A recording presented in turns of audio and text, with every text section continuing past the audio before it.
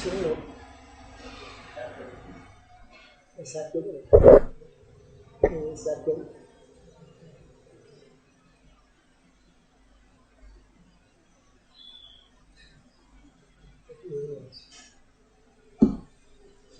Mô Phật.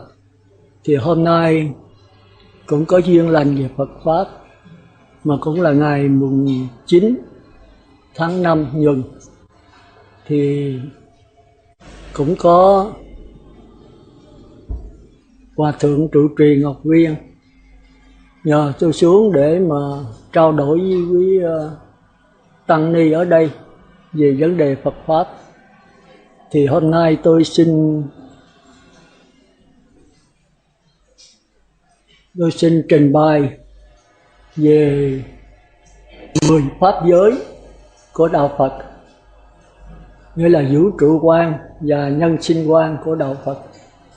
Thì sư trưởng thì nói là 13 hạng chúng sanh, tức 13 pháp giới đấy.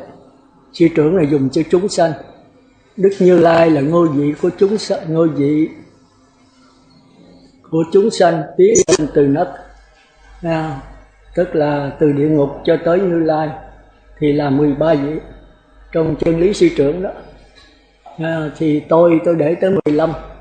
Thật ra cái sắp xếp nó có khác thôi, chứ còn trong kinh cũng có hết. Thì thập pháp giới thường ở trong Đại Thừa đó là 4 đường ác: địa ngục, ngạ quỷ, súc sanh, Atula, đó là 4.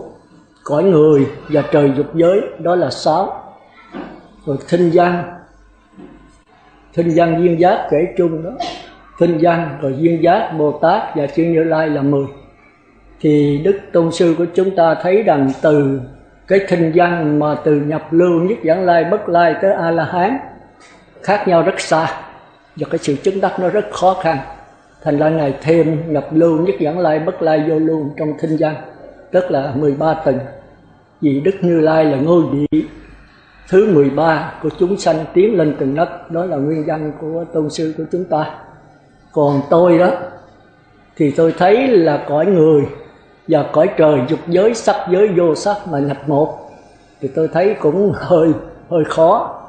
Thì theo Đức Tôn Sư của chúng ta, cõi người có 3 giới cõi trời dục giới 5 giới, cõi trời sắc giới 8 giới, cõi trời vô sắc 10 giới.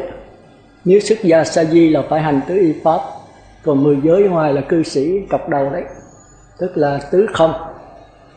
Thì chúng ta thấy như người cư sĩ chúng ta thọ 5 giới mà lên 8 giới, có người tới chết cũng chưa lên nổi nữa.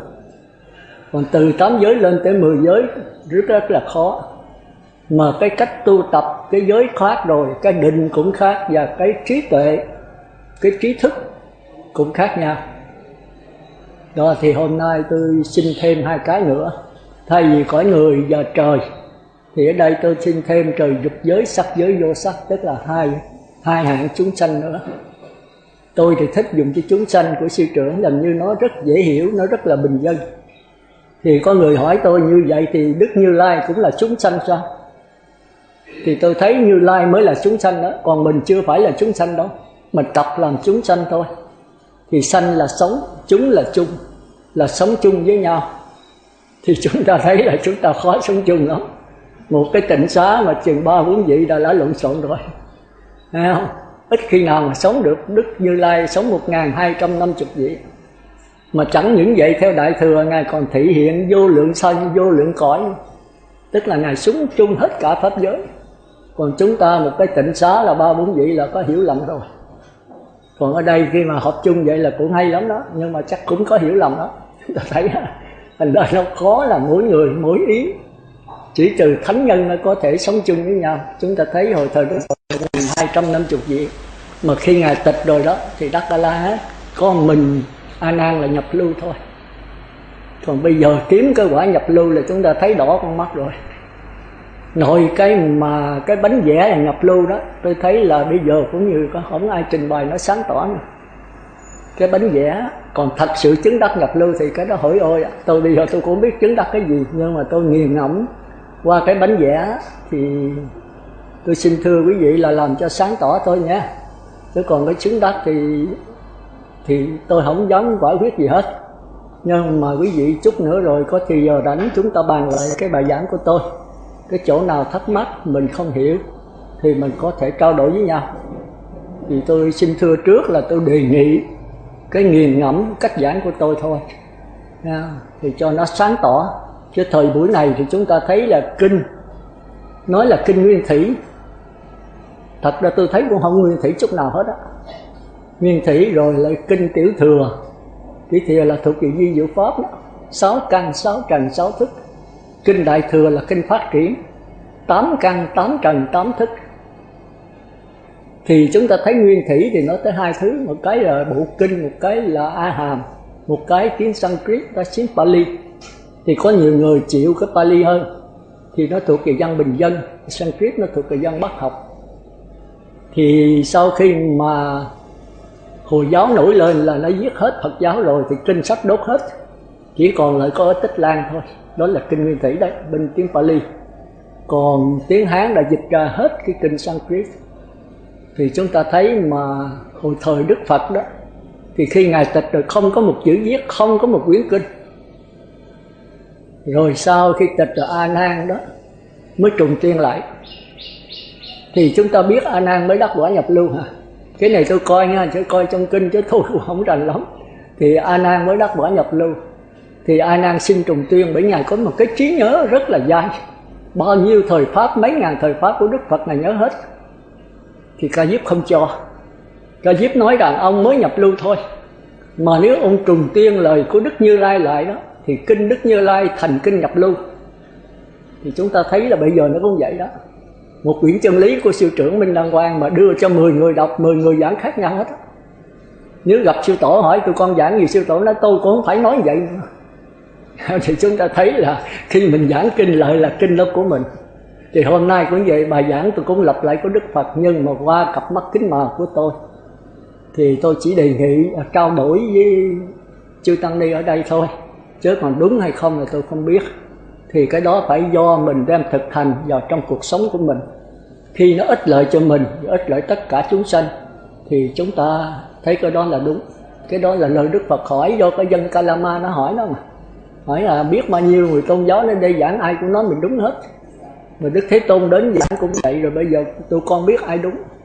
Thì cái câu đó ích lợi là Đức Phật nói là dầu cho đó là truyền thống, dầu đó là kinh cổ xưa, dầu đó là do người xưa nói lại, dầu đó là bất cứ ai, thì các con đừng bao giờ tin, mà cũng đừng bao giờ bỏ. Thì hôm nay tôi cũng muốn lấy cái đó nghe để làm cái chất liệu thôi.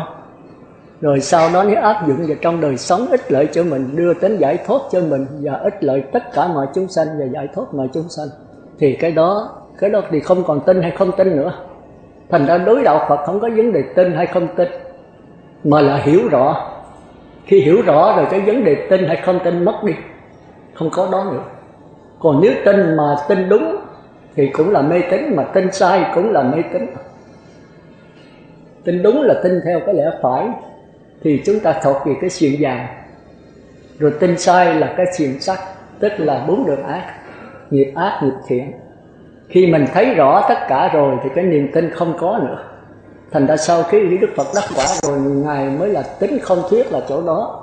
Rồi cuối cùng Ngài nói đến đây để thấy bằng mắt các ngươi, nghe bằng lỗ tai các ngươi, và thở bằng chính lỗ mũi của các ngươi, chứ đừng có thở bằng cái lỗ mũi của Như Lai. Thì đạo Phật là cái đạo thấy rõ. Mà chữ thấy rõ này chúng ta thấy nó kẹt đó. Thấy rõ có 4 đường ác khác, mà 4 đường thiện nó khác, mà của tứ thánh khác, rồi của 3 bậc tam tôn nó khác. Thành ở đây tôi xin lặp lại một chút. Thì tất cả các tôn giáo cũng như đạo Phật đều lấy cái giới định tuệ làm căn bản. Thì tất cả pháp môn, dầu cho nhà trường cũng là giới định tuệ, mà ở ngoài các nhà bác học cũng giới định tuệ thôi. Nhưng mà giới luật của đạo Phật thì kêu là giới, còn nhà trường thì kêu là kỷ luật, còn chánh phủ thì kêu là pháp luật. Thì cái danh từ nó khác thôi, cũng là những cái điều kiện giữ cho cái thân mình. Thì cái đó kêu là giới luật, đạo Phật kêu giới luật nha. Chánh phủ thì kêu là pháp luật, còn nhà trường ở các nhà bác học thì kêu là kỷ luật.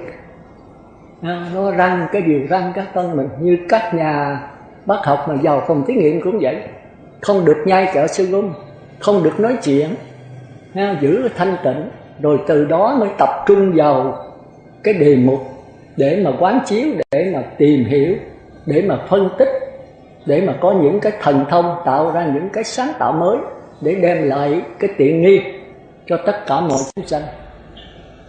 Còn đạo Phật thì là hơi khác. Đạo Phật giai đoạn đầu cũng vậy, nhưng mà cái giới định tuệ của đạo Phật không phải vậy. Đó thì tôi xin thưa, cái đó kêu là 4 đường ác và 4 đường thiện. Địa ngục, ngạ quỷ, súc sanh, Atula, đó là 4 đường ác. Mà nhất là trong Trung Bộ Kinh thì chúng ta thấy 152 bài, mà trong đó tôi coi lần thứ 4 rồi. Thì tôi đi Đà Lạt tôi coi hết rồi, đó là lần thứ 4 tôi đi nữa, tôi coi lần thứ 4 nữa. Thì tôi thấy rất hay, và cuối cùng chỉ có 2 bài thôi. Một bài đầu và một bài cuối, tức là cái bài kinh Pháp môn căn bản, bài số 1, và bài 152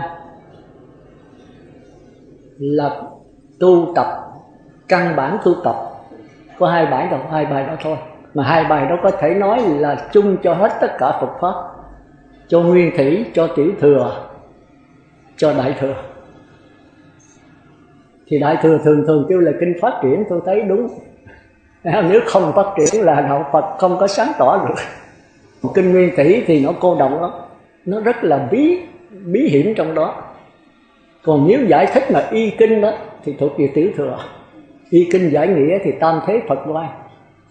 Còn theo Đại Thừa đó, nếu ly kinh nhất tự tức đồng ma thuyết thì cũng là phải hiểu ở chỗ đó. Thành ra mình phải nắm cái gốc. Thì cái gốc là giới định tuệ. Thì giới định tuệ 4 đường ác mình phải hiểu nó khác với giới định tuệ có 4 đường thiện. Và 4 tiểu thánh từ nhập lưu, nhất giảng lai, bất lai, giới định tuệ khác nữa. Cái giải thích khác thôi. Còn tới 3 bậc tam tôn, tức là Thinh Văn Duyên Giác, Bồ Tát Thánh và Chư Như Lai, thì giới định tuệ lại khác nữa. Thành ra 4 đường ác đó thì trong pháp môn căn bản đó kêu là tưởng tri. Ai có coi qua thì biết. Đây tôi chỉ nói sơ thôi, về nghiền ngẫm, chứ trong cái thời khóa giảng có 1 tiếng rưỡi đồng hồ thì tôi tính giảng 1 tiếng 15 phút thôi. Còn để 15 phút chúng ta trao đổi nhau. Thì trong kinh pháp môn căn bản kêu là tưởng tri. Còn từ cõi người, trời dục giới, trời sắc giới, trời vô sắc thì kêu là thức tri. Đây tôi giới thiệu sơ thôi, rồi buổi chiều mình đi sâu ạ. Đi sâu là khó đấy. Còn khi mà nhập lưu, nhất giảng lai, bất lai thì trong kinh kêu là thắng tri. Thắng tri. Rồi tới A-la-hán kêu là tuệ tri. Cái này là tôi thêm nha, ở trong đó là không có tuệ tri.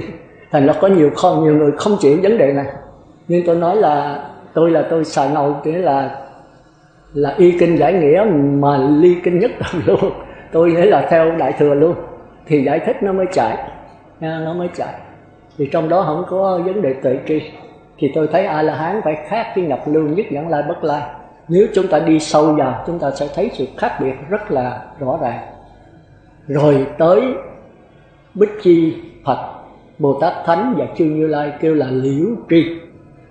Thì là tôi giới thiệu sơ thôi. Bữa chiều hay ngày mai chúng ta sẽ đi sâu vào đó. Đi sâu thì khó. Còn nãy bữa nay tôi giảng đại khái thôi, về cái nhân sinh quan của Phật giáo và vũ trụ quan của Phật giáo. Nhân sinh tức là con người chúng ta gồm có 8 khổ, thì chưa tăng ni đã biết rồi. Sanh, già, bệnh, chết, thương yêu, xa lìa, thù ghét, gặp gỡ, ham muốn không được, và cuối cùng chính là cái sắc thọ tưởng hành thức quá lắm khổ. Mà sắc thọ tưởng hành thức là khó hiểu không phải dễ. Tôi thấy chưa có ai mà giảng cho nó sáng tỏ được. Thì chúng ta phải phanh phui mổ xẻ cái tiến trình của ngũ uẩn này, tiến trình của ngũ ấm ma. Nếu vượt được nó đó thì chúng ta mới đắc quả được. Vượt được sắc uẩn là chúng ta mới có đắc quả nhập lưu thôi. Rồi làm nhẹ đi thọ uẩn thì đắc quả thánh thứ 2, nhất giảng lai. Dứt hẳn thọ uẩn thì đắc quả thánh thứ 3, bất lai. Còn dứt hẳn tưởng uẩn, hành uẩn và một phần nhỏ của thức uẩn thì mới đắc A-la-hán. Tôi nói một phần nhỏ của thức uẩn, chứ A-la-hán không dứt nổi thức uẩn đâu.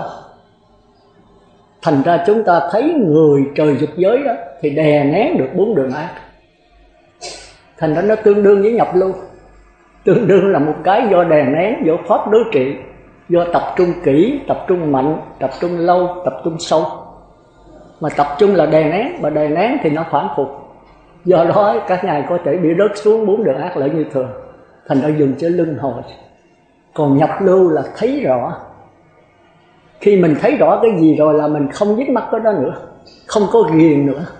Thành ra đạo Phật không phải bỏ cuộc đời này, sống trong cuộc đời mà không dính mắc, không ghiền bất cứ cái gì hết. Thì cái đó nó khác với cái đè nén. Thí dụ tôi ghiền cà phê đi, bây giờ tới cơn ghiền rồi tôi bắt đầu tôi đè nó xuống. Tôi niệm Phật đếm từ 1 tới 10 niệm Phật khỏi đếm, hay tôi hít vô thở ra tôi đè nó xuống. Hoặc là tôi quán cà phê nó tai hại, không nên uống, uống nó sẽ làm cho mình ghiền, nó làm cho mình tốn tiền, tốn kém. Mình quán cái đó rồi đó mình bỏ được. Còn nhập lưu là không có vấn đề đó. Họ thấy rõ cái tiến trình, bởi vì cái ghiền không phải là do cái thân thể của mình, mà không phải là do cái cảm giác của mình, mà chính là do tư tưởng. Thì vừa nhập lưu phải thấy rõ cái đó. Thì phải thấy cái tiến trình của cái xác thân này, rồi qua tới cảm giác, qua tới tư tưởng. Thì thấy rõ nó rồi thì không dính mắc vào nó nữa. Thành ra có uống có thôi, chứ không có vấn đề quậy. Nó khác với vấn đề người trời. Nhất Giảng Lai cũng vậy. Nhất Giảng Lai thì tương đương với sơ thiền, nhị thiền, tam thiền. Sơ thiền, nhị thiền, tam thiền là đè nén được cõi người với cõi trời dục giới, những cái tham sân của cõi người và trời dục giới. Đè nén thì nó cũng phản phục thôi. Còn Nhất Giảng Lai đó thì thấy rõ cái tham sân, tham dục và sân của cõi người và cõi trời. Thành ra hai vị này giống hệt nhau thôi. Nhưng mà nếu chúng ta nhận làm Nhất Giảng Lai là sơ thiền, nhị thiền, tam thiền, thì đó là ngũ ấm ma. Thọ cũng ngũ ấm ma, thọ ấm. Còn tới bất lai thì dứt hẳn sơ thiền, nhị thiền, tam thiền. Còn tới tứ thiền sắc giới và tứ không thì thấy rõ sơ thiền, nhị thiền, tam thiền, cho nên dọt qua tứ thiền. Thành ra tứ thiền sắc giới và tứ không tương đương với bất lai. Chúng ta phân biệt không nổi đâu. Thành ra nó khó đấy. Hồi xưa người ta phải có những gì mà chứng đắc rồi thọ ký cho mình. Chẳng hạn như Quyền Giác mà đi tìm Huệ Năng vậy, hay Huệ Năng đi tìm Ngũ Tổ vậy. Còn bây giờ không biết tìm ai. Thành ra mình chỉ là học cái bánh vẽ rồi mình tu, tự hành rồi âm thầm mình thầm lặng thôi. Chứ đúng ra phải có những vật bậc cao minh để thọ ký cho mình đi đúng, tức là không lọt vào ngũ ấm ma. Đó là tôi giảng sơ thôi. Chiều hay mai chúng ta sẽ đi sâu vào từng chi tiết. Cái đó mới khó đấy. Thì chúng ta thấy rằng trong cuộc sống chúng ta dính mắc vào đó hoài. Nhưng mà khi mà mình thấy rõ rồi thì mình không biết cái người trời với nhập lưu nó khác nhau sao. Giữa mê và ngộ. Người trời là mê, nhập lưu là ngộ. Còn sơ thiền, nhị thiền, tam thiền là mê, còn Nhất Giảng Lai là ngộ. Còn tứ thiền, tứ không là mê, còn bất lai là ngộ. Còn tới A-la-hán là dứt thẳng tứ thiền, tứ không lưu, đạt vào trong cái chân không. Thì cái đó lại giống như vô sự hữu xứ. Nó khó chỗ đó. Rồi tới phi tưởng nữa, đạt tới cảnh giới đó thì nó giống như Như Lai. Cái này là chúng ta phải nghiền ngẫm sâu đấy. Đây tôi giới thiệu đại khái thôi. Rồi khi có thì giờ chúng ta đi vào từng chi tiết. Rồi đó là tôi nói về bên pháp môn căn bản. Thì 4 đường ác, tôi lặp lại, 4 đường ác đó là tưởng tri, địa ngục, ngạ quỷ, súc sanh, Atula. 4 đường thiện từ người, trời dục giới, sắc giới, vô sắc là thức tri. Chiều chúng ta đi sâu vào. Còn 4 tiểu thánh thì nhập lưu, Nhất Giảng Lai, bất lai, thì đó là thắng tri. Còn A-la-hán là tuệ tri. Còn Bích Chi Phật, Bích Chi Duyên Giác và Bồ Tát Thánh và Chư Như Lai đó là liễu tri. Thì đó là nói về cái nhận thức, tức là tri kiến của các vị. Còn nói về cái căn tu tập, bấy nhiêu nào căn mới có nhận thức thì cái căn đó là qua pháp môn căn bản, căn tu tập, cái bài 152. Thì cái này tôi dùng Đại Thừa tôi giảng nhiều, ở trong đó nó bí hiểm quá đi, dùng Đại Thừa nó mới sáng tỏ. Thì chỉ có Di Thức là giảng độc đáo nhất. Thì 4 đường ác đó kêu là phù trần căn, tức là tưởng tri đấy. 4 đường thiện đó người kêu là thức tri, tức là tịnh sắc căn. Chúng ta có 2 căn, không biết quý vị ở đây có hiểu tịnh sắc căn với phù trần căn không ạ? Phù trần căn đó là mắt, tai, mũi, lưỡi, thân, ốc. Bên Duy Thức thì không chấp nhận ốc nha. Ở bên Tiểu Thừa đó, tức là Di Diệu Pháp thì 6 căn 6 trần. Còn Duy Thức là 5 căn 6 trần, tức là 11 sắc pháp. Thì thôi cái đó nữa chúng ta bàn sau. Cái đó còn cái khó giữa Đại Thừa với Tiểu Thừa nữa đấy. Còn trong Nguyên Thủy thì không có nói cái gì, không có giảng gì hết, chỉ đưa ra thôi. Còn giải thích đó là tùy theo các vị tu tập sau này. Thì tôi thấy cả hai đều hay hết. Nhưng mà phải nhức đầu ạ. Ít nhất là ngồi thiền phải 7-8 tiếng thì mình mới hiểu được nó thôi. Thành quý vị học Pháp ở đây thì tôi yêu cầu ít nhất vẫn ngồi thiền 2 tiếng. Còn nếu về tịnh xá mình thì phải 12 giờ khuya, 11 giờ khuya nó phải ngồi tới 7-8 giờ sáng thì mới ra thôi. Chứ không ai chỉ mình con đường đi vào đạo hết á. Nếu mà người trời ra thì người ta chỉ mình, có thầy, có bổn sư, có pháp môn, có thời gian, có không gian. Còn đạo Phật đó mỗi người phải tự đi lấy, không ai dạy ai về chân lý được hết á. Phải tự mình nghiền ngẫm. Mà muốn qua đạo Phật thì phải qua người trời. Nó phải vậy thôi. Bỏ cái xiềng sắt, xiềng cây, xiềng đồng thì qua cái xiềng vàng, xiềng kim cang. Nhưng mà vẫn nằm trong chữ xiềng thôi. Thành ra 4 đường ác và 4 đường thiện chúng ta thường có cái danh từ kêu là nghiệp cảm duyên khởi. Có người tu, có pháp môn, có đối tượng, có thời gian, có không gian, có nhận thức và đối tượng nhận thức. Nhận thức thay đổi thì đối tượng thay đổi theo, mà đối tượng thay đổi thì nhận thức phải thay đổi theo.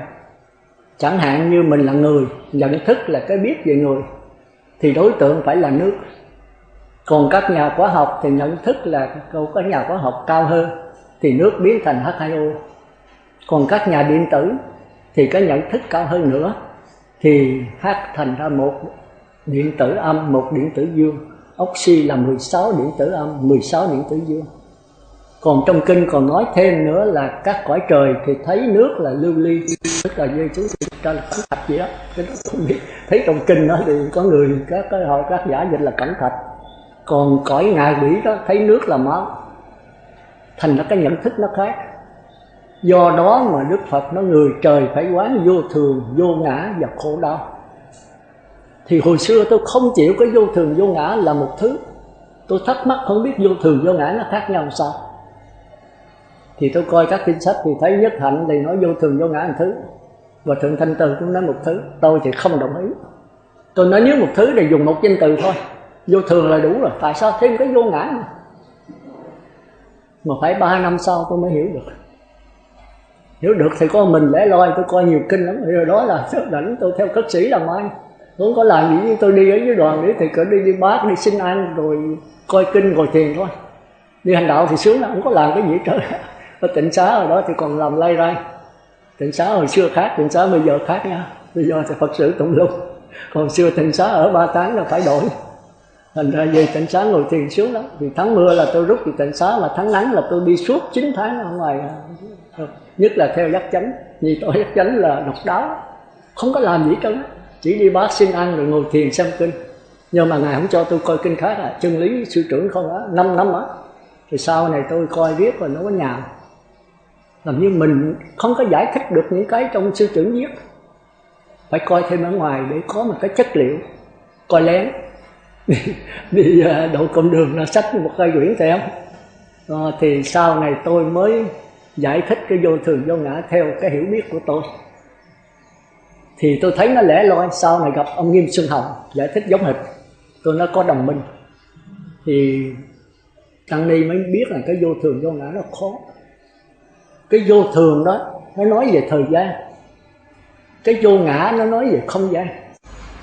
Mà thời gian tức là cái nhận thức của mình, còn không gian là đối tượng nhận thức. Như tôi nói nãy, nếu cái nhận thức của tôi là người thì không gian là nước. Thành ra chúng ta phải nhớ rằng nhận thức với đối tượng nhận thức không phải là hai cái khác nhau, mà cũng không phải là một. Nhận thức và đối tượng nhận thức đều là thức biến, nó phát hiện từ A Lại Gia. Mà đã là thức thì nó giống nhau, nhưng mà cái nhận thức chuyển biến nhanh, còn cái đối tượng nhận thức cái chuyển biến chậm. Thì cái nhanh phải thấy được cái chậm, mà cái chậm không thấy được cái nhanh. Người thông minh, người khôn thì hiểu được người ngu, mà người ngu mà hiểu người khôn thì khó hiểu. Trình độ lớp 7 thì có thể hiểu lớp 6, lớp 5, lớp 4, nhưng mà lớp 7 không thể hiểu được lớp 9, lớp 10, lớp 12. Thành ra hai cái đều là thức biến hết, nhưng mà chuyển biến chậm và chuyển biến nhanh. Thành ra chuyển biến chậm thì nó thành ra có không gian 10 phương, Đông Tây Nam Bắc, Đông Nam Tây Bắc Thượng Hạ gì đó. Còn chuyển biến chậm đó thì nó theo cái thời gian quá khứ, hiện tại và vị lai.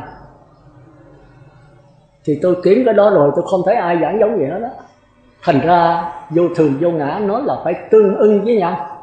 Chúng ta thấy trong duy thức dùng chữ tương ưng, nghĩa là cái nhận thức như thế nào thì cái đối tượng nhận thức phải tương ưng như vậy. Thành ra tất cả cảnh giới trong này đó đều là sai hết. Vậy thì các nhà hóa học thấy nước là H2O, các nhà điện tử thấy nước là điện tử, cõi người thấy nước là nước, còn quỷ thấy là máu, ai đúng? Thật ra đối với chân lý, đối với sự thật, đối với Niết Bàn, tất cả đều sai hết. Tất cả chỉ là cái trò gạt gẫm thôi. Vậy sự thật nước là gì? Nước nó chỉ là cái dùng hào quang thôi. Nó là, trong khoa học kêu là cái năng lực thôi. Tức là không có hình tướng. Thật tướng các pháp là vô tướng. Vô tướng mới thật sự là thật tướng. Mà vô tướng không phải là không có nha. Nó không có hình tướng gì hết, nhưng mà nó có tất cả mọi hình tướng. Có tất cả mọi hình tướng. Đó thì đại khái như vậy. Thành ra chúng ta trở lại căn tu tập, thì cái đầu tiên của chúng ta đó là phù trần căn, tức là mắt, tai, mũi, lưỡi, thân và ốc. Còn đi sâu vào đó thì có tịnh sắc căn. Có nhiều học giả giảng không chạy mà cái này trong duy thức mà nó không có giảng, nó chỉ đưa ra thôi. Tịnh sắc căn là các dây thần kinh. Chết rồi đó thì phù trần căn chết liền, nhưng mà tịnh sắc căn phải 8 tiếng mới đứt. Đó là dây thần kinh thị giác của mắt, thần kinh thính giác của lỗ tai, thần kinh khứu giác của lỗ mũi, thần kinh vị giác của cái lưỡi, thần kinh xúc giác của sắc thân và thần kinh của óc. Chúng ta phải để ý chỗ đó. Dây thần kinh là chỗ cảm giác phát hiện, còn mắt, tai, mũi, lưỡi, thân đó là cảm giác chưa có, nó còn lờ mờ. Cái đó là của ngạ quỷ súc sanh thôi. Còn tới cõi người trời là bắt đầu các dây thần kinh nó hoạt động. Thành ra cái căn này nó khó đấy, kêu là tịnh sắc căn. Thì nó thuộc về thức tri. Người trời người ta dùng cái tịnh sắc căn này. Thành ra 4 đường ác thì chưa có cảm giác mấy. Chút nữa chiều chúng ta đi sâu vào cái đó để chúng ta thấy. Phải thấy như vậy chúng ta mới có thể qua nhập lưu được, chứ không phải dễ đâu. Người trời thì được, nghĩa là thấy nổi lên cứ đè thôi, chứ không có thấy rõ. Cứ đè nén nó thôi, cứ đối trị thôi, cứ cải sửa thôi. Thành ra tôi nói tu là sửa, đạo Phật không phải là sửa, nhưng mà phải sửa rồi từ đó nhận lại. Nhận lại là nhập lưu, nhất dẫn lai, bất lai, vô sanh A-la-hán. Mà nhận lại thì không có pháp môn, không có kinh nghiệm, kiến thức, ký ức, không có bổn sư gì hết. Thành ra cái này nó khó đấy. Tất cả những cái học hỏi, những cái gì là thấy cho chó ăn hết, dứt hết, thì cái Phật tánh mới hiện ra được. Thì Phật tánh nó vốn có từ vô lượng kiếp rồi. Nó ở ngay đâu? Nó ở ngay trong cái sanh diệt của ngũ uẩn đó. Có một cái bất sanh bất diệt trong đó. Để rồi chúng ta sẽ đi sâu vào cái đó. Thì ở đây chúng ta kêu là 4 đường ác, tức là phù trần căn. Nó tiếp xúc với con mắt, với sự vật. Thì ở trong Kinh 66 và trong Phật giáo mình có do duyên con mắt, do duyên sắc trần phát hiện nhãn thức. Thì nhãn thức này là ngạ quỷ. Còn con mắt đó là địa ngục hữu gián. Còn sắc trần là địa ngục vô gián. Nữa là chúng ta đi sâu vào cái đó thì mới phát hiện được cái ngạ quỷ. Còn cõi người là điểm gặp gỡ có ba pháp này là xúc, thì đây mới qua cõi người. Rồi nhờ xúc mới có thọ, đây mới qua cõi sơ thiền, nhị thiền, tam thiền. Chúng ta thấy khó khăn đó, phải nghiền ngẫm cho kỹ. Thôi chúng ta đi đại khái vậy thôi, bữa khác chúng ta đi sâu vào đó. Còn thứ nhất là phù trần căn, thứ hai là tịnh sắc căn, thứ ba là thắng nghĩa căn, tức là của nhập lưu, nhất vãng lai, bất lai. Nó tương ưng với thắng tri. Còn phù trần căn là tương ưng với cái gì? Phù trần căn thì nãy chúng ta thấy là tưởng tri. Còn tịnh sắc căn là thức tri. Còn thắng nghĩa căn đó thì tương ưng với thắng tri. Còn tệ tri tương ưng với cái gì? Đệ nhất thắng nghĩa căn. Đệ nhất thắng nghĩa căn siêu diệt. Còn liễu tri tương ưng với cái gì? Đệ nhất thắng nghĩa căn siêu diệt mà viên dung. Thành ra bốn cái khác nhau. Một cái đó là dùng cái tưởng tri, tức là địa ngục, ngạ quỷ, súc sanh, Atula. Hay là tôi cho một cái thí dụ thì Phật tử hiểu rõ. Tôi suy gẫm lắm, tôi nói phải có cái thí dụ mới sáng tỏ. Thì tôi ra cái dòng sông, hay tôi ra biển, tôi nhìn tôi thấy giờ lấy cái biển này thí dụ được, nó rất hay. Thì chúng ta ra ngoài biển, chúng ta nhìn thấy cái dòng nước biển. Bây giờ xin quý vị nghe cái định nghĩa tôi ha, thì mới hiểu được. Cái dòng nước biển đó là đứng lặng mà trôi chảy. Thì sóng đó phải nương vào dòng nước biển để mà phát hiện. Sóng có thể mất hết nhưng mà dòng nước biển không mất. Thành ra chúng ta thấy sóng với dòng nước biển nó không phải một, không phải khác. Rồi thì sóng đó chúng ta thường kêu là nghiệp cảm duyên khởi, tức là có 4 đường ác, có 4 đường thiện, có giới hạn, có thầy, có minh sư, có pháp môn, có từ từ, có lai rai, có cải sửa, có tập trung. Rồi qua tới dòng nước biển là có nhập lưu, nhất vãng lai, bất lai. Mà trong kinh Thủ Lăng Nghiêm là bộ kinh độc đáo nhất. Tôi nói thiệt là tôi biết Bát Nhã lâu mà tôi không biết cách tu. Tới gặp Thủ Lăng Nghiêm tôi mới biết cách hạ thủ công phu vô đó. Bởi vì khi mình bắt đầu tu mà có pháp môn rồi thì lọt về tư tưởng. Mà Bát Nhã là không có pháp môn, đạo Phật là không có pháp môn, không có bổn sư, không có từ từ, không có lai rai, chỉ là nhận lại thôi. Giống như trong kinh Hoa Nghiêm, trong kinh Pháp Hoa nói Trần Cung Tử đó, có Hồng Ngọc Như Ý đó là chỉ nhận lại thôi. Nếu mà không nhận lại thì mình là lang thang ăn mài suốt đời. Rồi khi nhận lại ai chỉ thì nhận ngay bây giờ và tại đây, chứ không có từ từ, không có lai rai. Thì cái kinh Pháp Hoa con đọc đó đấy. Đó thì cái dòng nước biển đó chúng ta kêu là nhập lưu, nhất vãng lai, bất lai. Đứng lặng mà chuyển biến. Do đứng lặng cho nên không có sóng, do chuyển biến cho nên vẫn trôi chảy. Còn 4 đường thiện, 4 đường ác là sao động mà chuyển biến. Sao động là vọng, mà chuyển biến là vọng. Vọng chồng lên vọng, cho nên nó có khuôn khổ, nó có thời gian, có không gian, có giới hạn, có thiện, có ác. Còn nhập lưu, nhất vãng lai, bất lai thì đứng lặng. Do đứng lặng mà không có không gian. Không gian bị quá giải vào thời gian, thế giới của sát na mà chúng ta thường kêu thấy đó là sát na vĩnh cửu. Thì ở trong nhất là thiền tông thì kêu là cái nhận thức hiện tiền. Còn 4 đường thiện, 4 đường ác kêu là nhận thức hiện tại. Hiện tại thì có quá khứ, có hiện tại, có vị lai. Còn hiện tiền thì quá khứ, hiện tại, vị lai đều nằm trong sát na vĩnh cửu. Tức là nó không có tướng nữa, nó chỉ có cái hình dòng nước chảy thôi. Thì cái này chúng ta kêu là A Lại Gia duyên khởi. Và A Lại Gia duyên khởi nương vào đâu? Phải nương vào chân như duyên khởi, tức là nương vào nước. Mà nước là gì? Nước là đứng lặng bất biến. Đứng lặng cho nên trơn, bất biến cho nên trơn. Thành ra từ này ra sẽ trơn không. Mà chính chân không này nó làm cái chỗ nương tựa cho cái dòng nước đứng lặng. Nếu không có chân không này, dòng nước lắng lặng không có. Thành ra ai lại do duyên khởi phải nương vào chân như duyên khởi của A-la-hán. Rồi chân như duyên khởi nương vào đâu? Không có nương vào đâu hết. Thì tất cả chân như duyên khởi này nó phát hiện cùng một lúc, kêu là pháp giới duyên khởi.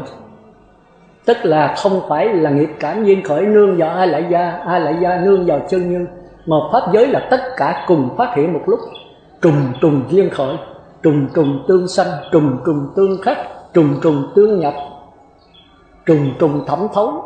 Đó là cái danh từ của Kinh Hoa Nghiêm đấy.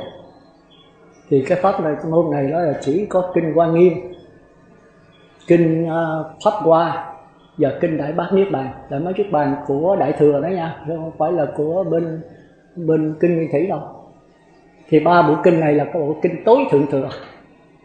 Nhà Pháp Hoa thì lấy Thinh Văn, Duyên Giác, Bồ Tát, Ba Xe này trở về Phật thừa, có một thừa thôi chứ không có ba thừa. Đó là Đức Phật phương tiện thôi, thì chúng ta thấy độc đáo đấy. Còn Đại Bát Niết Bàn đó thì không có là quán không, quán giả, quán trung, mà chỉ có một cái là pháp thân thường trụ của Như Lai thôi. Nghĩa là quán trong không là có giả có trung luôn, mà trong trung là có giả có không luôn. Thì cái đó để chúng ta nói sao. Còn Kinh Hoa Nghiêm là tối thượng hết, nó không có kéo những cái gì hết á, mà nó diễn tả cái thế giới trùng trùng duyên khởi của biển cả. Biển cả là gì? Biển cả là nước, là dòng nước, là tất cả các lượng sống, không cái nào nương vào cái nào hết, tất cả đều trùng trùng duyên khởi, trùng trùng tương ưng, trùng trùng tương nhập, trùng trùng tương khắc, trùng trùng tương sinh. Thì cho thế giới này thế giới bể đầu quá. Hồi đó tôi mới xuất gia tôi coi tôi không hiểu gì hết. Bây giờ tôi tính coi lại nhưng mà không có thì giờ. Bây giờ tôi bệnh là cái gì đó oxy không lên não vậy đó. Bây giờ coi là nó chóng mặt à. Tôi bị chóng mặt đó. Thường thường nó đi nhưng mà sợ nó té. Thành ra giờ chỉ có ngồi thiền thôi. Mà ngồi thiền bây giờ tôi đâu có ngồi được lâu, 2 tiếng à. Chứ hồi xưa là 8-9 tiếng là tôi coi thường thôi. Nhờ cái đó tôi mới đi sâu vào tất kinh. Đâu có hỏi ai được. Thì trong kinh mới nói bây giờ thời không có Phật thì hỏi vô siêu trí thôi. Mà tôi không biết vô siêu trí là cái gì. Thì các con cứ ngồi mãi, gõ mãi thì cửa sẽ mở. Tôi nhờ cái đó cho tôi chán nản quá. Tôi đúng rồi, Phật Pháp nó rất là khó. Thành ra đụng kinh nào tôi vớ coi kinh ấy, viết còn nó sinh cái bụng. Nhưng mà không nhờ thiền định là tôi không có tiêu hóa được. Ngồi cái vô thường vô ngã khổ đau mà tôi 3 năm trời tôi mới trả lời được. Coi biết bao nhiêu kinh thì nó vô thường vô ngã một thứ, mà chính là mấy vị hòa thượng lớn đó, nhất hạnh thanh từ rồi nó nhất là vô thường vô ngã một thứ. Nhưng mà coi chừng vô thường nó có 2 thứ vô thường. Cái khó. Vô thường tương ưng với vô ngã. Vô thường tuyệt đối. Đó là sát na vĩnh cửu, tức là dòng nước biển. Nhập lưu nhất vãng lai bất lai đi vào cái đó. Tức là nơi đây là không gian thời gian nhập một, bị hóa giải vào. Nghĩa là có nhận thức mà không cần đối tượng nhận thức. Nó sẽ thấy được nhận thức và đối tượng nhận thức của quế độ. Cái này kêu là tịnh độ. Tức là nó không là gì hết mà nó là sự lặng lẽ thôi. Thì cái này chúng ta sẽ thành ra kêu nó là thắng tri, là cái hiểu biết vượt lên tất cả những cái tưởng tri và thức tri. Thì cái này khó qua. Đó là cái quả nhập lưu đầu tiên đấy. Thành ra mới trong kinh mới nói là hơn được sanh, hơn thống lãnh cõi đất, hơn được sanh cõi trời, hơn chủ trì võ trụ, quả dự lưu tối thắng. Thì thống lãnh cõi đất là gì? Là làm vua cõi người này. Hơn được sanh cõi trời là sanh tất cả trời dục giới, sắc giới, vô sắc giới, không ai thua gì hết. Hơn chủ trì võ trụ làm chúa tể của cả vũ trụ tam giới này thì quá xa cao rồi. Nhưng mà so quả nhập lưu không bằng cái lai của nhập lưu. Vậy thì nhập lưu nó khác với tất cả tôn giáo khác như thế nào? Chúng ta thấy là cả một cái nhức óc cho tôi đấy. Mà chúng ta nên nhớ trước Thái tử Siddhartha chưa đắc quả đó, chưa có đạo Phật, chỉ có đạo người trời thôi. Đức Phật đi tới kiếm ông A-la-la quốc đầu lâm Phật mà ông dạy vô sở hữu xứ. Vô sử tương đương với A-la-hán đấy. Vì chúng ta đi sâu là nó giống hệt như A-la-hán thôi. Còn phi tưởng là tương đương với Như Lai đấy, đó là ngũ ấm ma đấy. Sao chúng ta phải vô đó để chúng ta lọc vào đó, chúng ta biết đường ra. Nếu mà không có cái bánh vẽ là chết. Nhưng nên nhớ, tôi xin thưa trước là tôi xin trình bày cái bánh vẽ nha, chứ tôi cũng chưa chứng đắc đâu. Nhưng mà đây qua cái nghiền ngẫm của tôi. Mà sở dĩ tôi nghiền ngẫm được vậy là do tôi ngồi thiền lâu. Thì tôi muốn tăng ni đây ít nhất cũng phải có giờ ngồi thiền, bớt đi vấn đề Phật sự một chút. Hồi thời xưa tôi ít có Phật sự lắm. Phật sự là khi nào mình đã đắc quả A-la-hán theo tiểu thừa. Còn theo đại thừa phải đắc quả nhập lưu. Nhập lưu thì dầu làm gì làm cũng không rớt xuống buồng đường ái. Còn nếu mình trời dục giới, sắc giới, vô sắc, lọt xuống địa ngục ngạ quỷ súc sanh liền. Mình độ người ta không được, người ta độ mình. Còn nhập lưu có lọt lợi cũng lọt người trời 7 lần thôi là đi tới A-la-hán. Chứ vĩnh viễn 4 đường ác là không bao giờ rớt xuống. Thành ra bên đại thừa chấp nhận cho nhập lưu ra làm gia giáo hóa. Nhập lưu nhất dẫn lai bất lai kêu là Bồ Tát Phàm.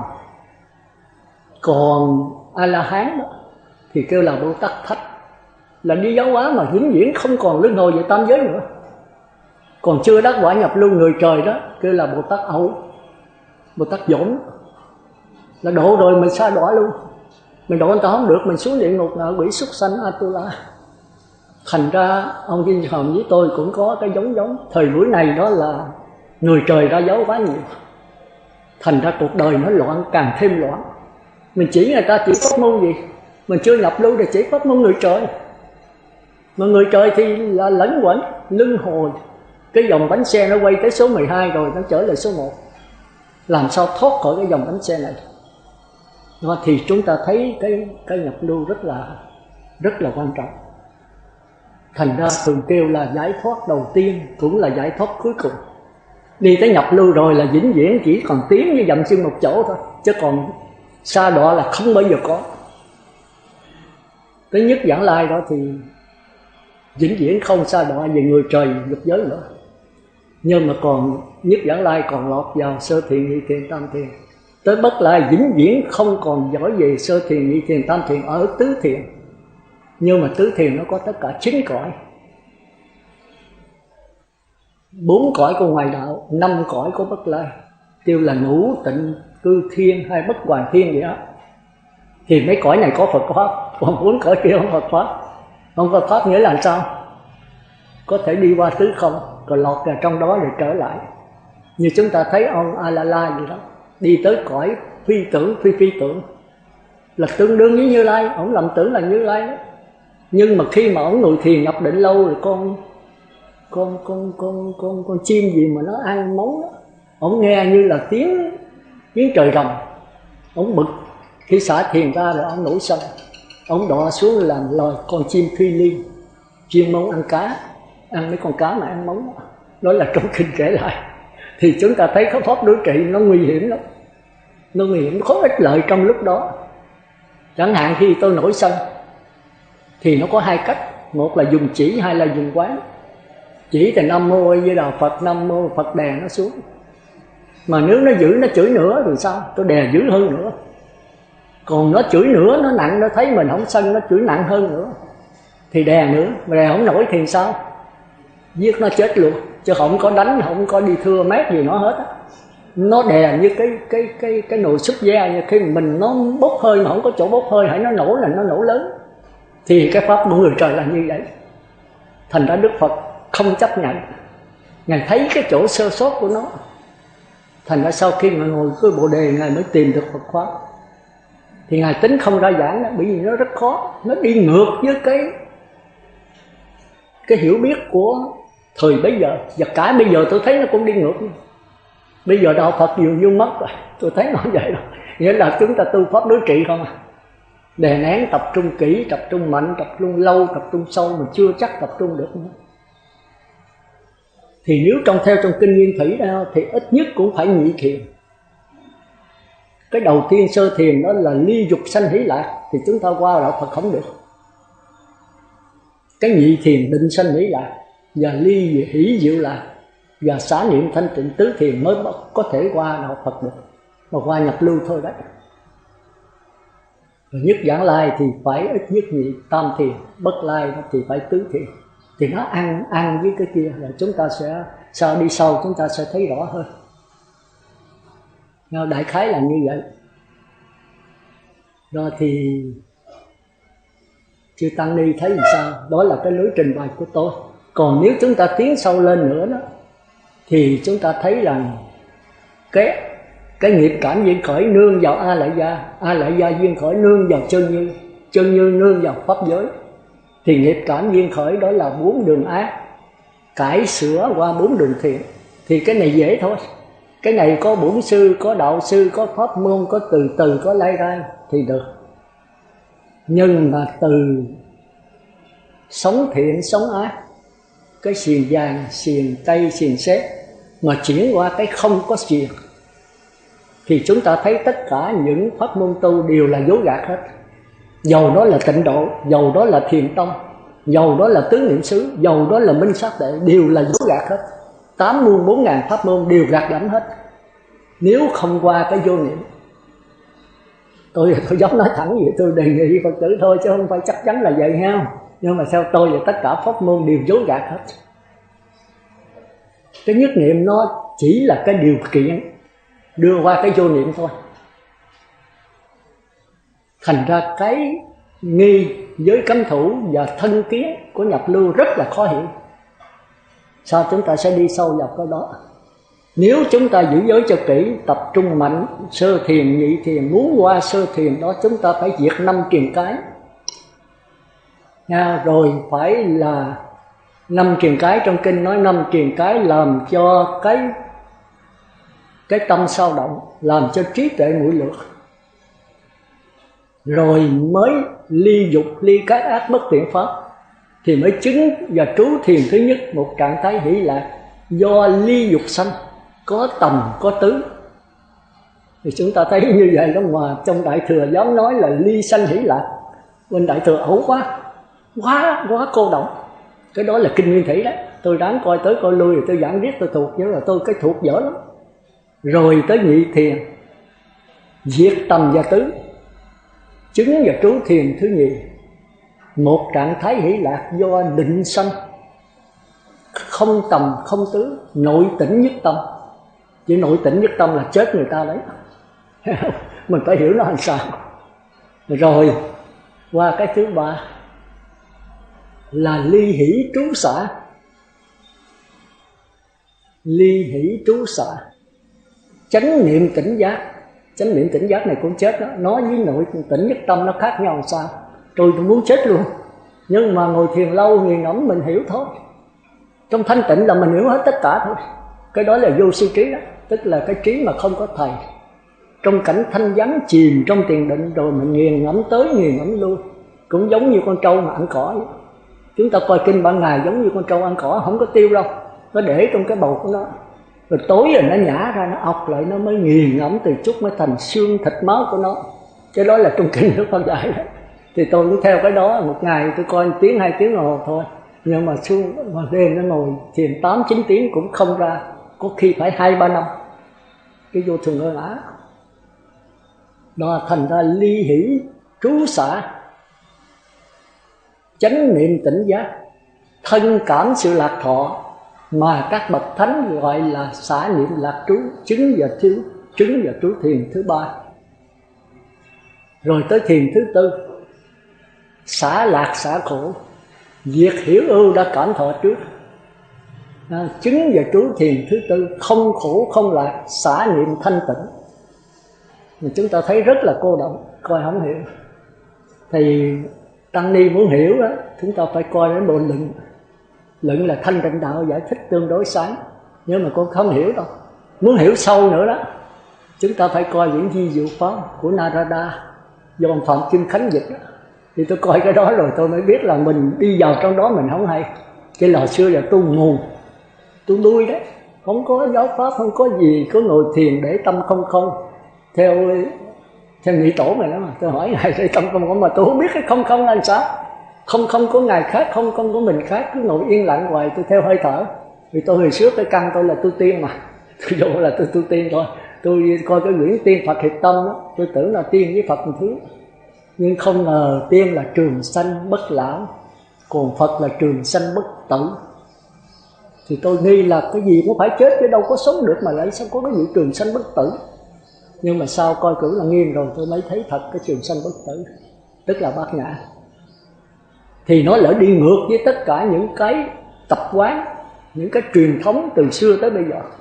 Do cái chỗ đó mà cái nhập lưu rất là khó vào, nhập lưu rất là khó vào. Thành ra chỉ có nhập lưu mới thấy rằng dứt được giới cấm thủ. Giới cấm chỉ là cái phương tiện làm cho cái thức trong sáng, tức là con người kinh nghiệm kiến thức và ký ức dồi dào. Mà nếu kinh nghiệm kiến thức rất dồi dào thì sao? Mình sẽ thông minh. Nên nhớ thông minh không phải là trí tuệ nha. Một người sẽ trong sáng thông minh. Nhờ cái thông minh là mình tạo các phương tiện đầy đủ như các nhà bác học đó, tạo những cái tiện nghi đầy đủ. Rồi mình lại khoái cái tiện nghi do mình tạo, cái lòng mình tạo, mình chìm đắm trong đó để hưởng thụ. Không tiến nữa, giới cấm thủ, chấp giới. Chúng ta phải hiểu cái giới cấm thủ khó giảng lắm á, nếu mà không vào. Nếu mà người đó qua nhập lưu thì mới không lọt giới cấm thủ, còn ở đó hưởng thụ.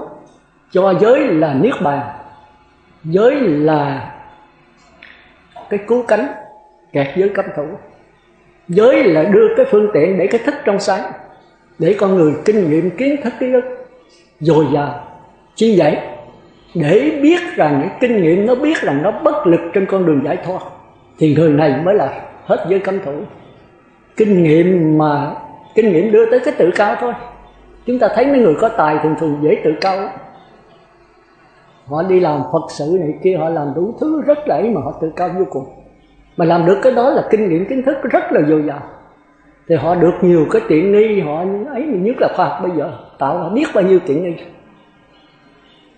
Mà nếu mình thỏa mãn trong đó, mình không qua cái bất tử thì lọt gì với cấm thủ. Mà nếu người đó mà chịu qua đạo Phật rất mau. Nhưng mà người tự cao thì dễ gì chịu qua. Chịu qua tức là phải dứt hết tất cả kinh nghiệm kiến thức ký ức. Mà người ta tưởng dứt là dứt bỏ, không phải dễ. Dứt là đừng có dính mắc vào nó nữa. Chúng ta thấy trong đạo Phật có 3 cái gì thường thường ta kêu là tập đó, tập đế. Chữ tập thì chúng ta thường thường không hiểu rõ lắm. Có người giảng hơi khá, tập là cái thói quen. Thì đúng, mà thói quen là gì? Thói quen là làm tới làm lui nhiều lần. Ví dụ cha mẹ sanh ra mình đâu có biết uống cà phê. Không có ai cha mẹ sanh ra biết hút thuốc, biết uống rượu hết á. Uống cà phê không biết. Rồi bây giờ đi xã giao mà nó mời thì mới đầu uống nó đắng ghét à. Nhưng uống lần thứ 2, lần thứ 3, lần thứ 4 rồi bây giờ cái cảm giác của cái lưỡi nó thấy là hơi thích thú dễ chịu. Thì cái cảm giác dễ chịu đâu phải là cái gì. Rồi cái tư tưởng nó mới gia thêm sự phân biệt vào đó. Cái ghiền bắt đầu từ đây.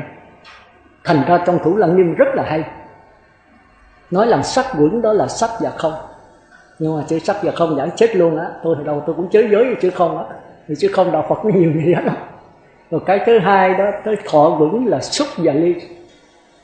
Rồi tới cái tưởng quẩn đó, tức là nhớ và quên. Rồi tới cái hành quẩn đó là sinh và diệt. Sinh và diệt giết chết người. Dùng chữ sinh diệt thì nó kẹt quá. Phải nói sinh diệt chu kỳ và sinh diệt sát na. Bởi cái mặt na nó kêu là vọng tưởng u ẩn. Nó còn kêu danh từ là truyền tống thức. Nó còn kêu danh từ là mặt na. Nó còn kêu danh từ là tiềm ẩn. Nó nhiều danh từ lắm. Thành ra mình yên với cái vấn đề danh từ. Nhưng mà khi nắm được cái gốc rồi thì rất là hay. Mỗi danh từ diễn tả một cái khía cạnh của một thực tại. Thực tại nó có một mà cái khía cạnh rất nhiều.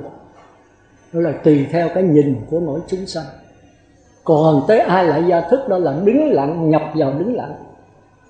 Thì cái này mới có đó. A Lại Gia Thức là chân vọng hòa hợp. Không có không gian, mà không gian bị quá giải vào thời gian. Tức là thế giới của sát na, thế giới của hiện tiền. Còn mạt na đó là thế giới của hiện tại. Tức là bắt đầu có quá khứ, có hiện tại, có vị lai. Thì bắt đầu có đối tượng của sự vật. Tức là có không gian. Còn thế giới của mạt na thì chưa có không gian. Thành ra chỉ có nhận thức mà không có đối tượng. Không có đối tượng là sao? Nghĩa là tất cả cái đối tượng của mạt na, của thức thứ 6, của 5 thức đầu, tất cả hiện tượng giới đó đều nằm ở trong nó hết. Nó nhận tất cả rồi nó phản chiếu trả lại tất cả. Nó không giữ cái gì hết. Thành ra khi qua cái thế giới sát na rồi mình thấy được thế giới chu kỳ của nhận thức và đối tượng nhận thức. Nhưng mà nó không phải là nhận thức, nó không phải là đối tượng nhận thức, mà nó là tất cả.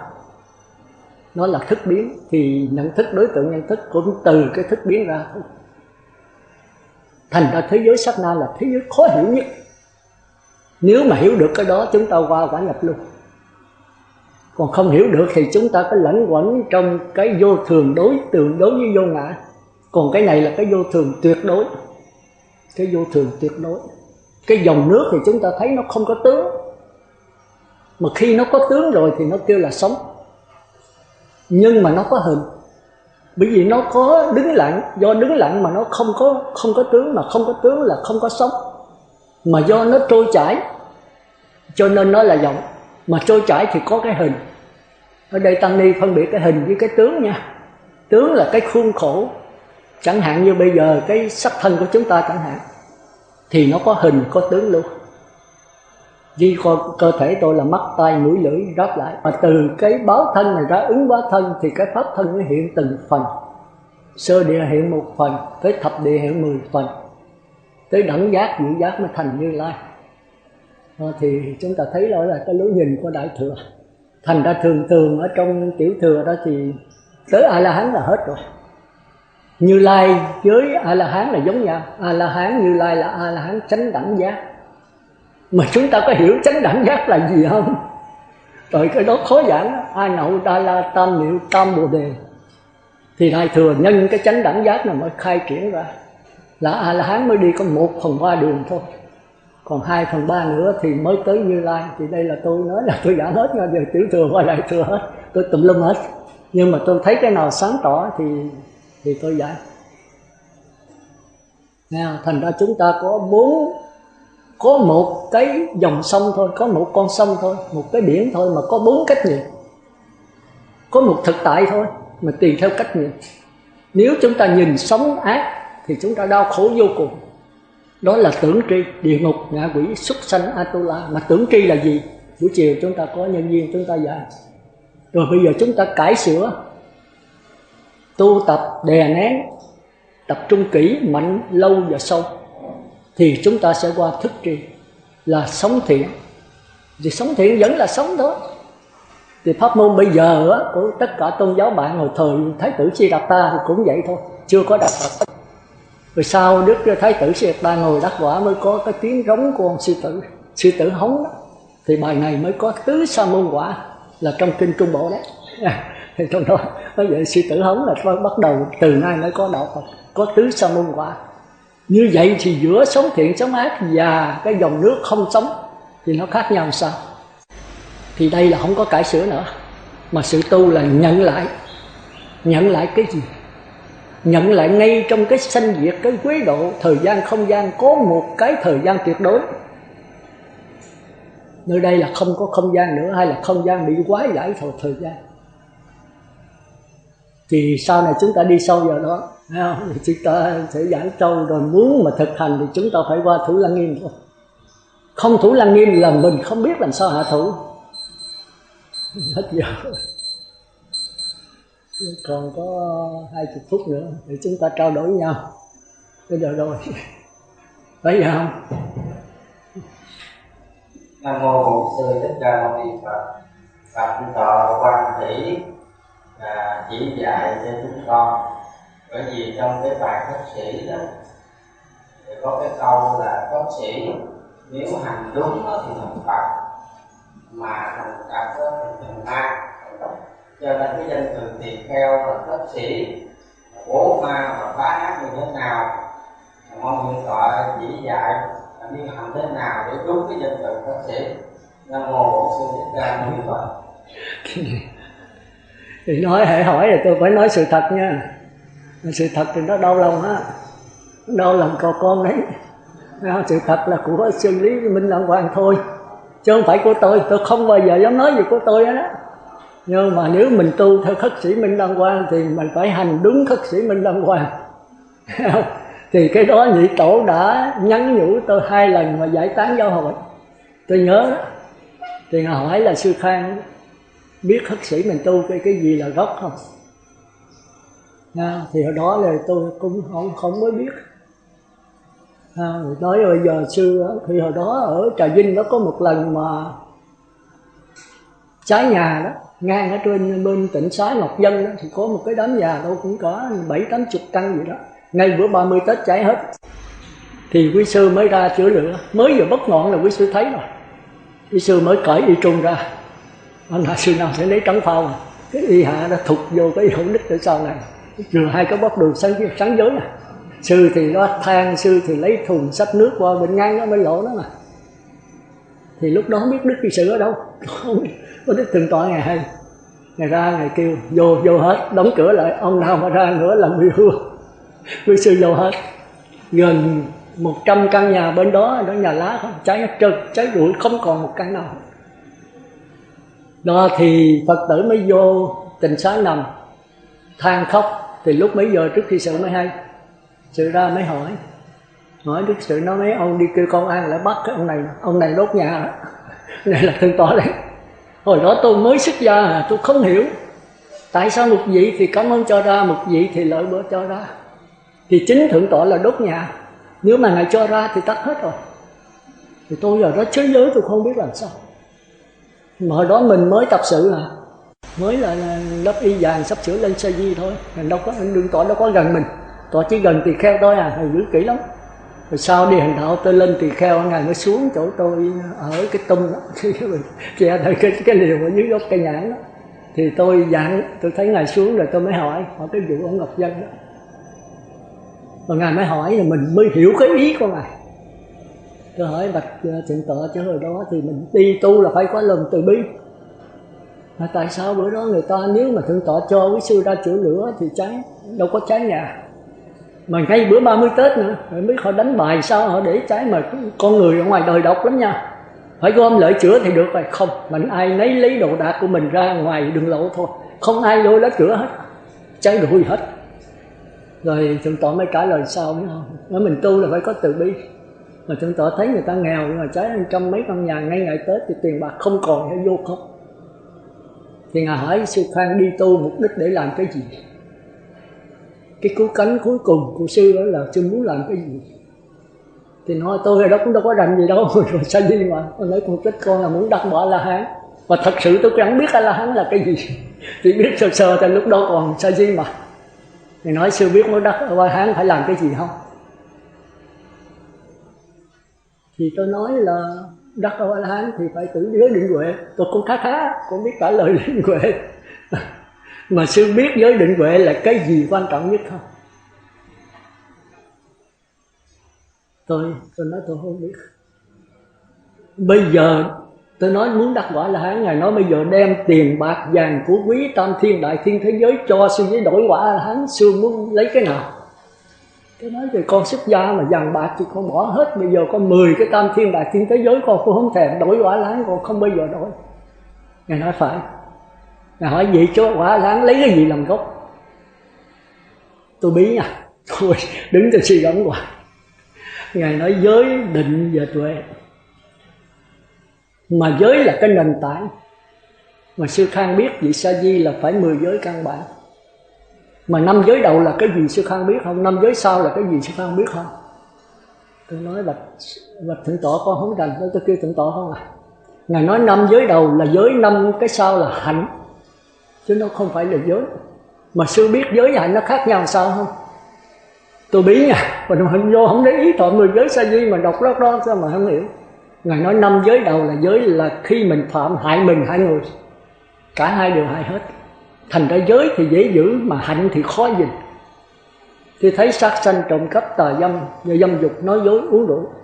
Ở đây sư phạm rồi người ta thưa sư, nếu phạm nặng là sư ở tù hoặc bị tử hình đấy. Nhưng ngoài mà giết người là tử hình, ở trong đạo mà giết người là trục xuất đó. Trộm cắp cũng vậy, sư lấy của không cho mà theo ở ngoài tử hình là trong đạo là phải trục xuất đấy. Ngài nói sơ sơ cho mình. Rồi 5 cái hạnh cuối cùng đó là nếu không giữ đó thì không được cái tư cách của sư thôi, không xứng đáng là nhà sư, không hại ai hết. Ví dụ sư ngồi ghế cao, nằm giường rộng, ngủ ghế salon, ngồi hút thuốc, hòa chữ o, lắc tới lắc lui, ai làm gì sư được? Không lẽ đi thưa công an bắt sư? Nghe xem hát múa giờ trong tịnh xá sư có radio, có truyền hình sư coi, rồi Phật tử làm cái gì? Thành ra 5 cái sau là 5 cái hạnh kiểm, cái oai nghi, cái tư cách của một nhà tu. Mà không có cái đó thì sư không thành một người tỳ kheo, không thành người sa di được. Từ đó tôi mới biết là Thượng tọa là độc đáo. Sư thấy bữa đó quý sư là cởi trần hết trơn rồi, bỏ cái y hạ dắt ở trong cái xứ sao. Ông nào lấy cái đùi trắng, cái áo ở trần, mà như vậy là có hạnh kiểm gì không? Mà cái hạnh kiểm là cái đầu tiên của quả A-la-hán. Từ đó tôi mới hiểu được Thượng tọa giác chánh thôi. Thôi thì đại khái như vậy. Thành ra Ngài mới nhắn nhủ tôi đó là khi mà giải tán rồi sư về tịnh xá, bất cứ đi đâu thì sư làm sao đi giữ bền, đừng có sa đọa, đừng có rơi rớt ra đời, sư biết không? Tôi nói con không biết. Ngài nói, sư tổ thường nói đó, niết bàn thời khắc biểu. Sư thực hành theo đó là không bao giờ sư bị sa ngã, ít khi nào bị sa ngã lắm. Là trú dạ lục thời. Sư trưởng giám đề thời khắc biểu niết bàn, nếu sư đi theo đó là hưởng được niết bàn. Sáng 7 giờ tới 8 giờ, không phải là định nhau 7 giờ hoặc 7 rưỡi 8 giờ mình đi ba. Trưa đó, độ cơm 11 giờ và đọc kinh tới 1 giờ. Đây là xác định 2 tiếng đồng hồ đấy. Độ cơm và đọc kinh là 2 tiếng, rồi sư coi lại trong thời khắc biểu coi. Cái kia thầy Ngài nói 7 giờ tới 8 giờ đi bát, tức là 7 giờ, 7 giờ rưỡi, 8 giờ đi bát cũng được. Còn cái này là 11 giờ độ cơm và đọc kinh tới 1 giờ, 2 tiếng đồng hồ.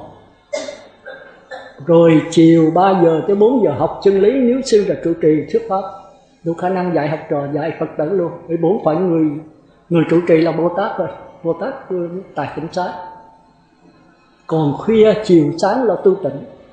Thì cái định tới 3 thời, mà cái trí huệ có 1 thời thôi. Còn cái giới hạnh của sư có 2 thời. Đi bát là phải hạnh kiểm đàng hoàng, mà sư láo táo là không ai để bát công an, nó nói sư ngầm ngó nó bắt sư nữa. Còn độ cơm sư phải độ chậm rãi, ngay cho kỹ, trong thập lục hạnh nó có. Thì trú dạ lục thời này tôi thấy cũng giống như là Đức Phật đó. Cái sư có coi cái kinh cô Sambia gì đó, làm sáng chói cô rừng cô Sambia. Nghĩa là hợp lợi là Xá Lợi Phất mới hỏi chư tăng đó, ai làm sáng chói cô rừng, tức là ai làm cho đạo Phật sáng tỏ đó. Mà Ngài dùng cái danh từ là làm sáng chói cô rừng cô Sambia gì đó. Thì mỗi người mới trình bày. Như một Kiền Liên thì nói là thần thông, còn A Nan thì nói đa văn quản lý, vì ông cái sở trường của ông mà. Còn A Na Lực thì thiên nhãn đệ nhất. Rồi tới cuối cùng trình bày hết mới hỏi giờ sư huynh làm sao? Tôi hỏi là Xá Lợi Phất. Xá Lợi Phất nói người nào trí tuệ hạng nhất thì đó làm sáng chói chu rừng. Thì không ai chịu ai hết. Cuối cùng đi hỏi Đức Phật. Thì Đức Phật trả lời, mấy ông trả lời cũng đúng hết, nhưng mà không có sáng tỏ. Đức Phật mới nói người làm sáng chói chu rừng cô Sambia là người đó khuya thức dậy ngồi thiền tới sáng.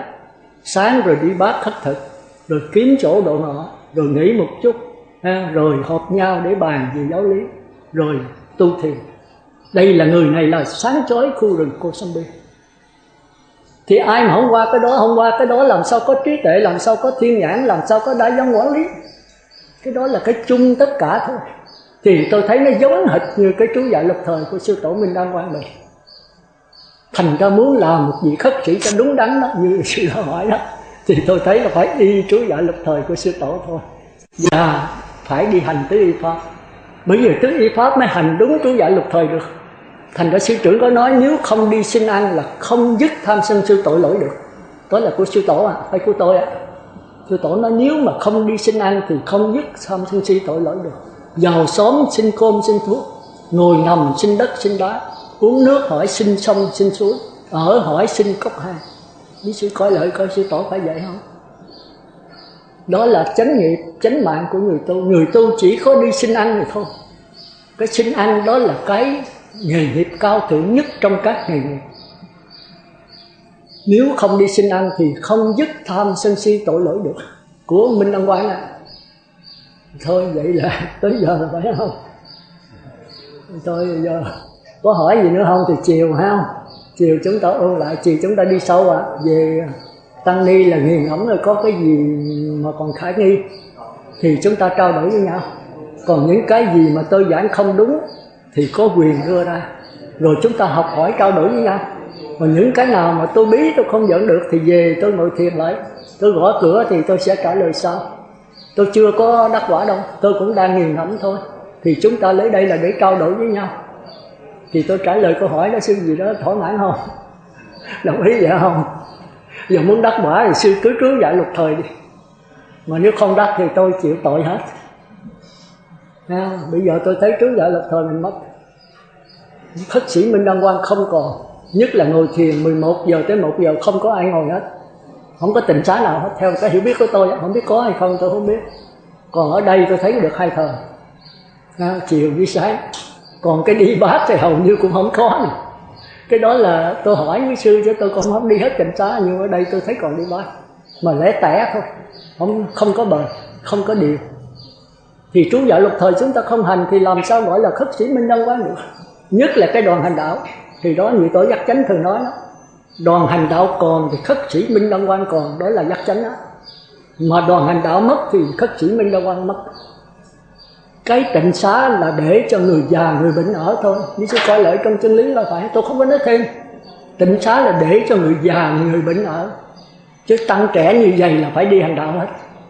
Thì hồi trước là cấm, bây giờ tôi thấy dễ rồi đó. Để là đăng cai Phật giáo rồi mà. Để đăng cai rồi tất nhiên là dễ dàng rồi đó. Thì chúng ta phải xin pháp lý đầy đủ rồi, sư nào nó giỏi nó pháp tâm đi mà khó à. Đi thì hành đạo thì dễ, mà một vị trưởng đoàn là khó à. Tôi thấy trưởng đoàn chỉ có giác chánh thôi, người khác nắm là không ai nắm nổi hết. Mà chúng ta phải công nhận nói thật nha, thì giác chánh không có tài, nhưng mà cái đức trùm chứa. Cái đức thì đủ nắm đoàn rồi, tài rồi do tăng ở dưới.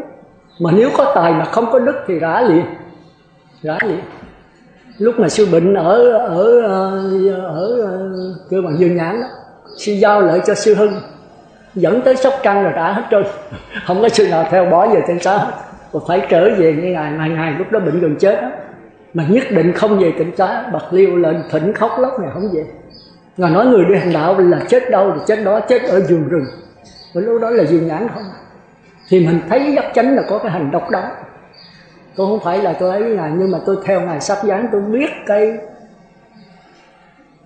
đức của Ngài. Trời ơi, đi cái hành đạo với sư thấy là trăn trở nhiều cái độc đó. Mà Ngài vượt qua hết, nghĩa là con người không ít có vấn đề mà ham sắc tài danh lợi. Nếu tôi kể ra nữa, sư mới thấy là Ngài con người nó tin một cái nhân quả tuyệt đối. Nhờ tin nhân quả như vậy, Ngài không có sợ chết. Vào súng đạn này kia Ngài tỉnh queo. Nếu quý sư có đi rồi, quý sư thấy rằng kiếm con người thứ hai như giác chánh là khó kiếm với thời buổi này. Tôi đã đi gặp nhiều sư rồi, tôi thấy không có ai, nhiều tôn giáo bạn như vậy, không có ai bằng Thượng tọa giác chánh đâu. Tôi không phải là mèo được khen mèo nhà đuôi, nhưng mà có đi sống với Ngài mới thấy. Thành ra Ngài luôn luôn hành đúng trú dạy lục thời. Mà đi hành đạo thì bây giờ phải đúng thôi. Đi bác về thì con mình mà ăn, không có ai cúng dường. Mà Ngài không có bao giờ cho quý sư về chỗ trụ nha. Phải đi độ cung đường hết, chỉ sư nào bệnh mới về được thôi. Bị về đó Phật tử nó lo, nó biết cái chỗ mình. Còn mà đi khất thực ngồi đâu ngồi đó thì ông nội tôi đi biết đâu mà kiếm. Thành ra mình xin bao nhiêu cơm là ăn bấy nhiêu cơm. Mà trong quê cái sư biết là không bao giờ có đồ chay. Trái cây cũng không có luôn. Mà nhất là cái tháng nắng này thì rau cỏ cũng không có luôn. Lãnh một bát cơm 9-10 chén rồi ngồi trong đó mà nhơi. Tôi nói 9-10 chén thường Phật tử không tin. Mà nếu ai mà không ăn sáng, không ăn chiều nữa mà đi hành đạo như vậy thì 9 chén, 10 chén giỏi vàng thôi. Sư tự độ tới 11-12 chén. Tôi đi với sư tự thì cái bát của tôi đã đổ đầy là 10 chén, sư tự cũng 10 chén. Thì tôi tới 9 chén rồi tôi nói thôi, sư tự nó nhận đi, chút nữa sớt qua trò. Tôi sớt qua, không làm tới 12 chén rồi, tôi có 9 chén rồi. Rồi hai huynh đệ mới vô kiếm gốc cây mát ngồi nhơi, ngồi gần 2 tiếng đồng hồ đấy. Thành ra tôi thấy đi hành đạo là hành đúng chánh pháp. Thì cái tâm mình nó rảnh ra, mình nhờ cái giới lực. Nhưng mà ngồi qua nhập lưu là khó à. Nhập lưu phải dứt hết tất cả những cái chấp. Mà chúng ta có tới 3 cái chấp. Cái chấp ghiền bên ngoài, tức là phù trần căn. Cái chấp ghiền bên trong. Và cái chấp không ghiền bên ngoài, không ghiền bên trong mà ghiền những cái mông lung. Để chiều nay mình sẽ đầu vô cái đó. Cứ phải hiểu cho rành những cái đó. Cái chấp của ghiền bên ngoài là phù trần căn. Cái chấp của ghiền bên trong là tỉnh sắc căn. Cái chấp không ghiền bên trong, không ghiền bên ngoài nữa. Thì cái này khó dứt đấy. Cái đó là của tứ thiền và tứ không. Còn cái chấp ghiền bên ngoài đó là địa ngục, ngạ quỷ, súc sanh, Atula. Mình coi rồi mình biết mình nằm ở đâu. Còn cái chấp ghiền bên trong đó là thọ quẩn đấy, tức là của người trời, sơ thiền, nhị thiền, tam thiền. Chúng tới giờ người ta xin phép quý vị chiều nay chúng ta bàn sâu hơn. Chúng ta đi vào 4 đường ác rồi qua 4 đường thiện nếu có thì giờ. Còn